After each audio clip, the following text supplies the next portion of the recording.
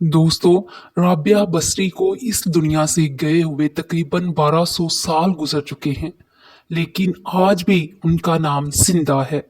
और आपको बताऊं, ना ही वो कोई शहजादी थी, ना ही वो कोई मलका थी, और ना ही वो कोई इतनी खूबसूरत थी, और ना ही वो खानदानी थी, बल्कि औरत होने के लिहाज से हर ऐब उनमें मौजूद था। और उनकी खास बात ये थी कि जब भी आप इशा की नमाज पढ़ती, रोजाना इशा की नमाज के बाद आप गुस्ल किया करती थी। गुस्ल करने के बाद आप अच्छा लिबास पहनती, अपने शोहर के पास जाती और इनसे पूछती कि क्या आपको मेरी ज़रूरत है। अगर शोहर कहते कि नहीं है, तो फिर आप उनसे इजाज़त तलब करती कि क्या मुझे इजाज़त है। शोहर इनकी इजाज़त दे देते और फिर वो ऐसे मसले पे खड़ी हो जाती कि फजर भी उसी मसले पे होती। इनके खामिन बीमार रहते थे और इनके खामिन बीमारी की वजह से जल्दी वफात पा गए। तो आप जवानी में ही बेवा हो गईं। लेकिन दोस्तों, उस वक्त के इमाम, बसरा के इमाम हजरत हसन बसरी खुद चलकर उनके घर तशरीफ लाए, खुद चलकर आए और उन्हें शादी की पेशकश की। और वो खुद चलकर इसलिए आए थे, इन्हें कोई शादी का शौक नहीं था, बल्कि राबिया बसरी तो औलाद के काबिल नहीं थी। आप खुद चलकर इसलिए आए, सिर्फ और सिर्फ इनकी नेकी, जो अल्लाह ताला से इनका ताल्लुक था कि शायद अगर मैं इन्हें अपनी बीवी बनाऊं तो मेरी भी बख्शिश हो जाए। इसलिए हजरत हसन बसरी खुद आपके पास चलकर आए और इन्हें पेशकश की, राबिया मैं आपसे शादी करना चाहता हूँ।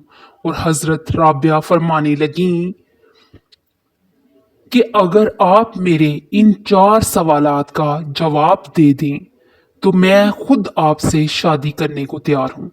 तो आपने इनसे पहला सवाल पूछा कि मुझे बताएं कि क्या मैं जन्नती हूँ या दोज़खी हूँ। तो हजरत हसन बसरी फरमाने लगे कि इसके बारे में तो मैं कुछ नहीं बता सकता। फिर आपने इनसे दूसरा सवाल पूछा, अच्छा ये बताओ कि जब क़यामत अल्लाह ताला एमाल नामे हवा में उड़ाएंगे, किसी के सीधे हाथ में आएंगे और किसी के उल्टे हाथ में आएंगे। मुझे ये बताएं कि मेरा इमाल नामा मेरे सीधे हाथ में आएगा कि उल्टे हाथ में आएगा। तो एक दफा फिर हजरत हसन बसरी फरमाने लगे कि इसके बारे में तो मैं कुछ नहीं कह सकता। फिर आपने इनसे तीसरा सवाल पूछा कि चलिए मुझे ये बताएं कि जब अल्लाह ताला नेकियों को तोलेगा तो किसी की नेकी ज्यादा होगी, किसी के गुनाह ज्यादा हो जाएंगे। तो आप मुझे बताएं कि मेरी नेकियां ज्यादा होंगी या मेरे गुनाह ज्यादा हो जाएंगे। एक दफा फिर हजरत हसन बसरी इनसे फरमाने लगे कि इसके बारे में भी मैं कुछ नहीं बता सकता। फिर आपने इनसे आखिरी सवाल पूछा कि जब लोग पुल सराज से गुजर रहे होंगे तो कुछ लोग इसमें गिर जाएंगे, जहन्नम में गिर जाएंगे, कुछ लोग इस क्रॉस कर लेंगे। क्या मैं क्रॉस कर लूंगी? क्या मैं पुल सरात को क्रॉस कर जाऊंगी या मैं जहन्नम में गिर जाऊंगी? तो हजरत हसन बसरी फिर फरमाने लगे कि इसके बारे में मैं कुछ नहीं बता सकता। तो फिर आप फरमाने लगी कि माजरत आप यहां से जा सकते हैं, मुझे इन 4 सवालों की तैयारी करनी है। मेरे पास वक्त बहुत कम है और मेरे पास शादी का वक्त नहीं। मुझे इन 4 सवालों की तैयारी करनी है। और दोस्तों, फिर जब इनका इंतकाल हुआ तो आपका इंतकाल रात के वक्त हुआ।